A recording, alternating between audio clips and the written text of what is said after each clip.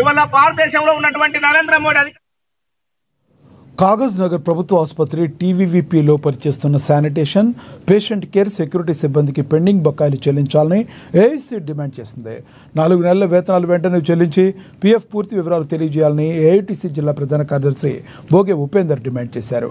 Telangana medical contract and outsourcing employees union ఆధ్వర్యంలో hospital ముందు కార్మికులు విధులు బహిష్కరించి ధర్నా చేపట్టారు.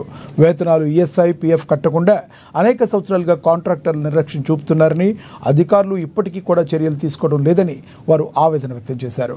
కార్మికులు తక్కువ వేతనాల్లో సేవలు అందిస్తూ కుటుంబాలపై భారం మోస్తున్నారు. అయినా కూడా వేతనాలు చెల్లించకుండా ప్రభుత్వ కాంట్రాక్టర్లు కాలయాపన చేస్తున్నారు.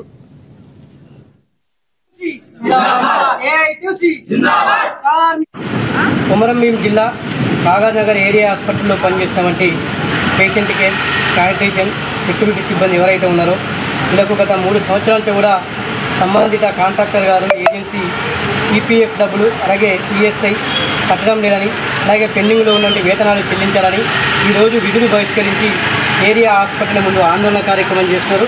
దీనికి ఏఐటీ తరఫున సంపూర్ణ మద్దతు ఇస్తున్నాం. గతంలో మనకు ఏంటంటే జిల్లా కలెక్టర్ గారిని, అలాగే సూపరింటెండెంట్ గారిని, డిసిహెచ్ఎస్ గారిని మొన్న పర్యటనకు వచ్చినటువంటి టీవీపీ కమిషనర్ గారితో కలిసి రిప్రజెంటేషన్ చేయడం జరిగింది. వీళ్లకు గతంలో 3 సంవత్సరాల కూడా కాంట్రాక్టర్ గారు ఈపీఎఫ్ పూర్తి స్థాయిలో కట్టకపోవడం వల్ల కార్మికులంతా కూడా తీవ్రమైన అసంతృప్తితో ఉన్నారు.